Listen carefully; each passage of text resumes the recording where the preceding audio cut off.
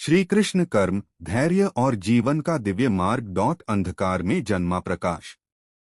जब धरती पर अधर्म अपने चरम पर था, जब सत्य दबाया जा रहा था और निर्दोषों पर अत्याचार हो रहे थे, तब द्वापर युग में मथुरा नगरी पर कंस का शासन था।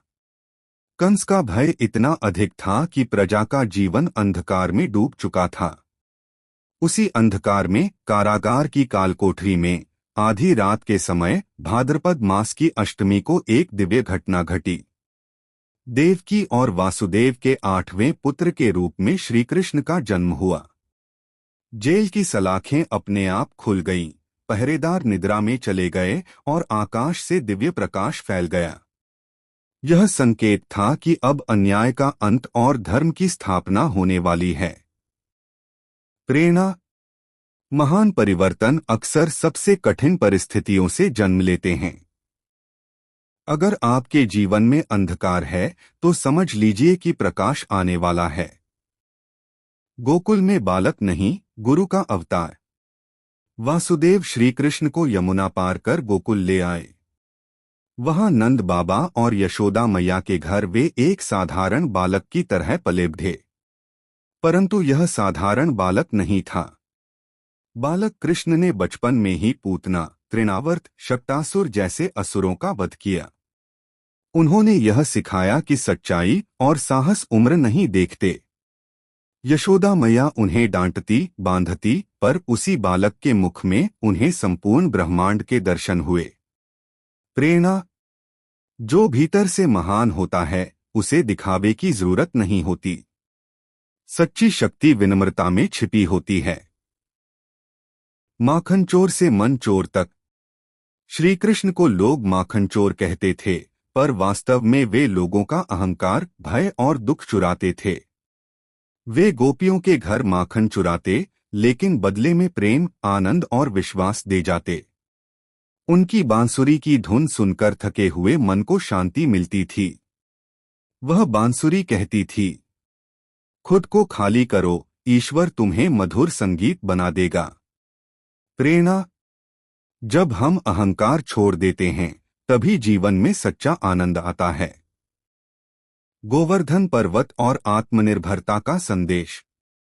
एक बार इंद्रदेव के अहंकार के कारण गोकुल पर भयंकर वर्षा हुई। लोग भयभीत हो गए। तब श्री कृष्ण ने अपनी छोटी उंगली पर गोवर्धन पर्वत उठा लिया और सभी को उसके नीचे शरण दी। 7 दिनों तक वर्षा होती रही, पर गोकुल सुरक्षित रहा।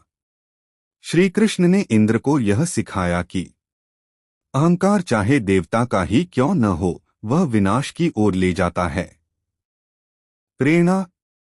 मुसीबत कितनी भी बड़ी हो, अगर विश्वास और एकता हो तो समाधान संभव है। मथुरा में कंस का अंत, भय से मुक्ति। जब श्री कृष्ण मथुरा पहुंचे, तब उन्होंने कंस का वध किया। पर यह केवल एक राजा की मृत्यु नहीं थी, यह भय, अत्याचार और अन्याय के अंत का प्रतीक था। श्री कृष्ण ने दिखाया कि धर्म का मार्ग कठिन हो सकता है, पर अंत में विजय उसी की होती है। प्रेरणा। डर से भागना समाधान नहीं, उसका सामना करना ही मुक्ति है। सुदामा सच्ची मित्रता की मिसाल। श्री कृष्ण और सुदामा की मित्रता अद्भुत थी। सुदामा निर्धन थे, पर उनका हृदय निर्मल था। जब वे कृष्ण से मिलने द्वारका पहुंचे, तो श्री कृष्ण ने उन्हें गले लगा लिया, उनके चरण धोए। सुदामा कुछ मांग नहीं पाए, पर कृष्ण ने उनके जीवन की सारी गरीबी दूर कर दी। प्रेरणा। सच्ची मित्रता स्वार्थ नहीं, प्रेम और सम्मान पर टिकी होती है। अर्जुन का मोह और गीता का ज्ञान। कुरुक्षेत्र के युद्ध में अर्जुन अपने ही स्वजनों को देखकर विचलित हो गए। धनुष गिर गया। तब श्री कृष्ण ने श्रीमद्भगवद गीता का उपदेश दिया। उन्होंने कहा, कर्म करो, फल की चिंता मत करो। जो हुआ अच्छा हुआ, जो हो रहा है अच्छा हो रहा है। प्रेरणा। जब जीवन में भ्रम हो, तब अपने कर्तव्य पर ध्यान केंद्रित करें। कर्मयोग जीवन का सबसे बड़ा मंत्र। श्री कृष्ण ने बताया कि जीवन में 3 मार्ग हैं: कर्मयोग, ज्ञान योग, भक्ति योग। पर कर्मयोग सबसे व्यवहारिक है। अपना कर्तव्य ईमानदारी से निभाना ही सच्ची पूजा है। प्रेरणा, काम छोटा या बड़ा नहीं होता, नियत बड़ी होनी चाहिए। प्रेम, त्याग और नीति का संतुलन। श्री कृष्ण ने कभी कठोर नीति अपनाई तो कभी करुणा दिखाई।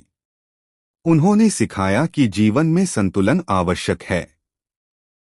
न अधिक कठोरता, न अधिक भावुकता। प्रेरणा, संतुलित मन ही सच्चा विजेता होता है। श्री कृष्ण का अंतिम संदेश। श्री कृष्ण का जीवन यह सिखाता है कि दुख स्थायी नहीं है, परिवर्तन ही सत्य है।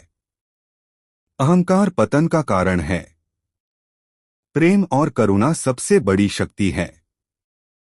उन्होंने कभी खुद को ईश्वर साबित करने की कोशिश नहीं की, बल्कि मनुष्य को ईश्वर तक पहुंचने का मार्ग दिखाया। अंतिम प्रेरणा।